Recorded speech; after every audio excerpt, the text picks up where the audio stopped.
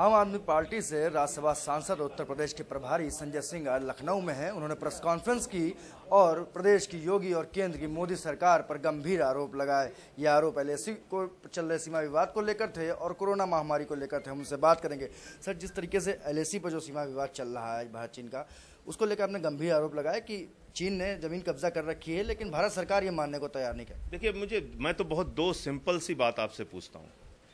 TV channels ने पेंगोंग झील पर फिंगर पॉइंट 4 से लेकर फिंगर पॉइंट 8 तक आर्मी का डिप्लॉयमेंट दिखाया, जो चीन की सेना है वो वहां पे मौजूद है। फिंगर 4 पे ये भी बताया जा रहा है कि हेलीपैड बना लिया चीन की सेना ने। मुझे ये नहीं समझ में आ रहा है कि जब हम ये कहते हैं कि चीनी घुसपैठ कर रहे हैं, चीनी दादागिरी कर रहे हैं, चीनी गुंडागर्दी कर रहे हैं, पूरी दुनिया के तमाम देश कह रहे हैं चीन दादागिरी कर रहा है आपके साथ, तो भाजपाइयों को क्यों बुरा लगता है? मुझे यह समझ में नहीं आ रहा है कि हम बात करते हैं कि चीन दादागिरी कर रहा है, बुरा लगता है भाजपाइयों की। हम बात करते हैं चीन घुसपैठ कर रहा है, बुरा लगता है भाजपाइयों को, प्रधानमंत्री जी को। प्रधानमंत्री जी कह रहे हैं 1 भी इंच हमारी जमीन पे कब्जा नहीं हुआ।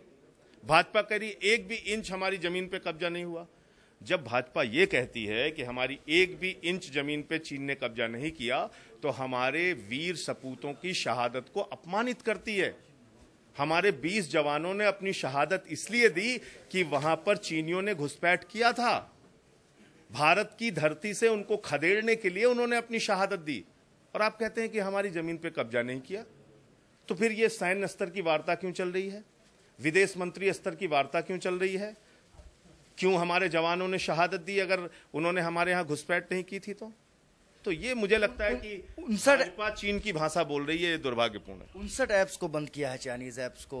अभी आपने कहा कि ऐप्स को नहीं, मैप्स को बदल रहे हैं, मैप्स को बंद। देखिए, वो मैप्स को बदल रहे हैं और हमारे प्रधानमंत्री जी ऐप्स बंद कर रहे हैं। ऐप्स बंद कीजिए, उस पर हमारा कोई विरोध नहीं है दूर दूर तक। आप ऐप्स पे बंद कीजिए, आप जितने तरीके से आर्थिक चोट पहुंचा सकते हैं चाइना को पहुंचाइए। हम लोग तो उस जमाने से डंकल प्रस्ताव जब आया था तब से विरोध कर रहे हैं, तब से नारा लगा रहे हैं बहुराष्ट्रीय कंपनियों को हिंदुस्तान से भगाओ। हम तो तब से कह रहे हैं। लेकिन मैं आपको एक बात और बता देता हूं। आपने किया क्या है इन कुछ सालों में? 16-17 में 3 बार जब आपने जैसे मोहम्मद के आतंकवादी मसूद अजहर को अंतर्राष्ट्रीय आतंकवादी घोषित करने की पहल की, चीन ने वीटो पावर लगा के विरोध किया। जब आपको संयुक्त राष्ट्र सुरक्षा परिषद में परमानेंट मेंबरशिप की बात आई, चीन ने वीटो पावर लगा के विरोध किया। जब आपको न्यूक्लियर सप्लायर ग्रुप के देशों का सदस्य बनाने की बात आई, चीन ने वीटो पावर लगा के विरोध किया, और आप उनको झूला झुलाते हैं।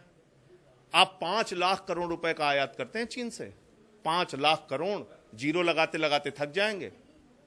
और आज आप कह रहे हैं कि बहिष्कार करना है, तो चरणबद्ध तरीके से तैयारी करके कीजिए ना। कैसे करेंगे? अरविंद केजरीवाल प्रधानमंत्री मोदी के ऊपर नरम दिखते हैं, लेकिन लगातार आप हमलावर रहते हैं, क्या वजह है?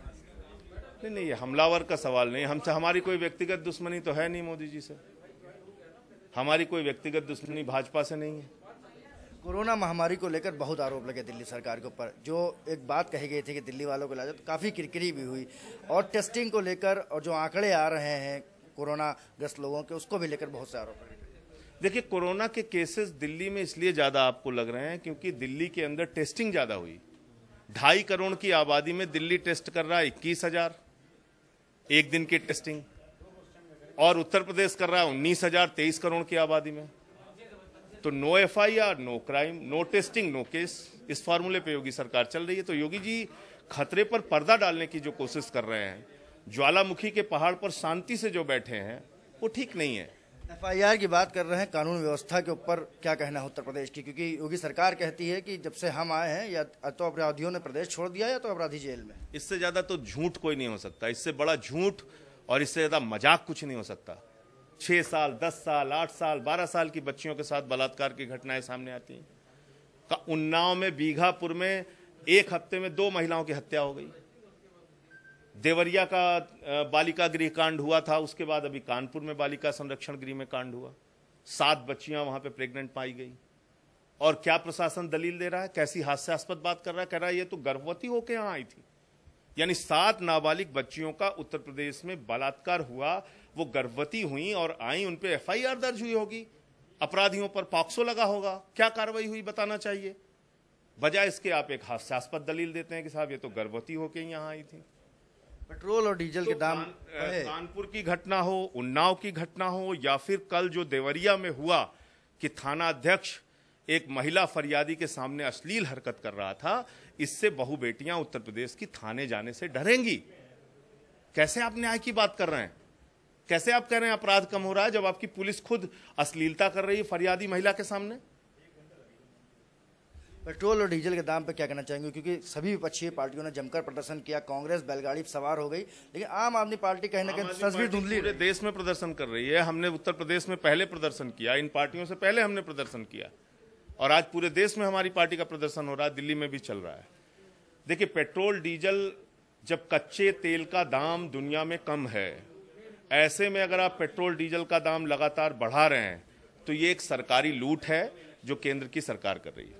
तो ये थे हमारे साथ आम आदमी पार्टी से राज्यसभा सांसद संजय सिंह, जिन्होंने LAC पर चल रहे भारतीय चीन सीमा विवाद को लेकर मोदी सरकार के ऊपर गंभीर आरोप लगाया। संजय सिंह का कहना था कि सरकार जो है वो ये छुपा रही है कि चीन ने उनकी ज़मीन पे कब्जा कर रखा है और हमारे जवानों की जो शहादत है उसको कलंकित कर रही है। साथ ही साथ कोरोना पे बोलते हुए उन्होंने कहा कि जिस तरह उत्तर प्रदेश की आबादी 23 करोड़ है और उस हिसाब से टेस्टिंग नहीं हो रही, अगर टेस्टिंग नहीं होगी तो फिर आंकड़े कैसे सामने आएंगे। हमने ज़्यादा टेस्टिंग की है और इसीलिए हमारे यहाँ कोरोना संक्रमितों की संख्या ज़्यादा आई है।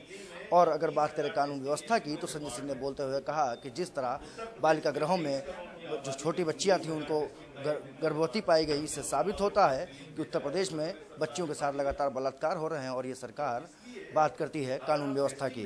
राजधानी लखनऊ से कैमरा पर्सन दीपक के साथ मैं अथर्व रस्तोगी, एक्सपोज इंडिया के लिए।